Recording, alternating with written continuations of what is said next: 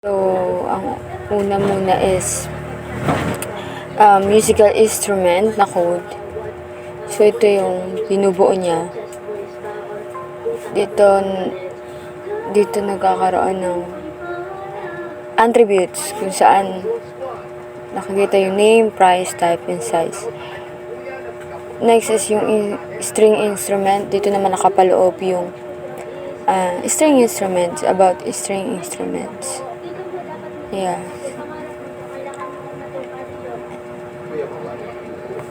And next is yung key instrument,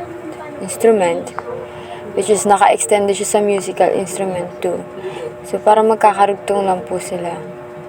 Ito naman po yung sa cart item. So, yan.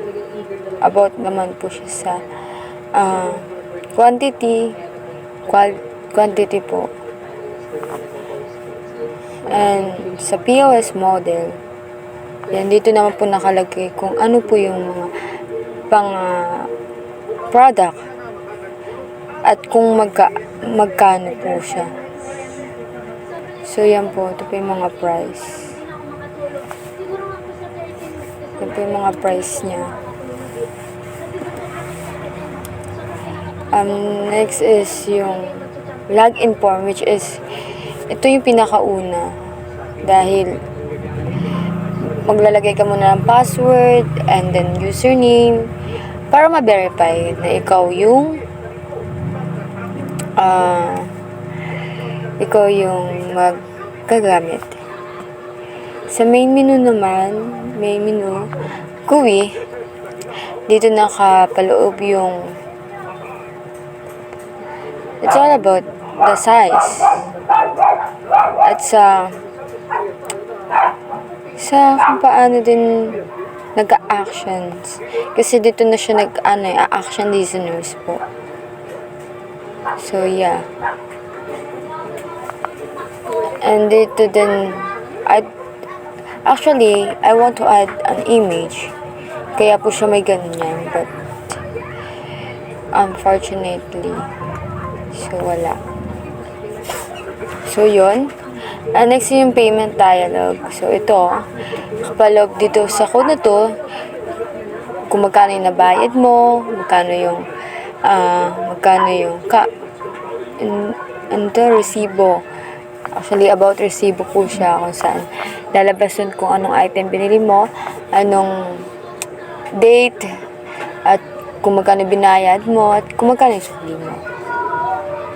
So, yung main application po yan po yung connected sa lahat. Yeah. Connected po siya sa lahat. That's it po. So yun. For today, ngayon ay i-run na natin siya para lumabas kung ano yung output na inaasahan natin. So, let's go. So, first ay mag-login ka muna. Username. And then password.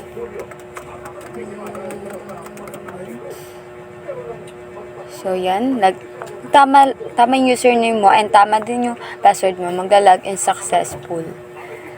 Just like last activity. And then,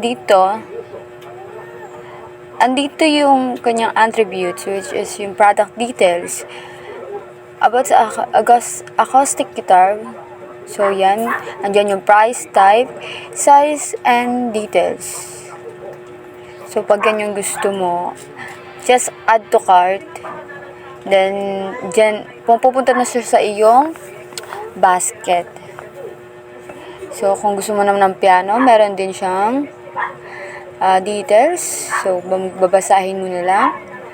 And, pag violin naman yung gusto mo, yan din, kompleto siya. Meron din siyang details. Same as sa electric guitar. So, nadoble ko ata yung electric guitar. But, still, yan pa rin yun. And ito naman, halimbawa, bumili ka ng piano, tapos gusto mo siya ng dalawa. Yan. Lalabas din siya sa auto cart mo. Parang usual na nag-ano ka lang talaga, nag-shopping online. So, fortunately, like what I said earlier, hindi ko na nalagyan siya ng image. So, proceed tayo sa payment. Siyempre, ilalagay mo dito yung cash received, which is, halimbawa,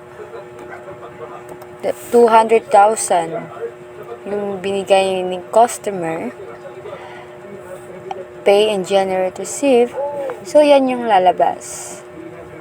Andito yung pinurchase mo, andito yung date and time, andito yung total, as well as sa perang natanggap mo, at yung change. This is 95,000 ang change. So, that's it. Yun na po yun. That's all po, ma'am. Thank you.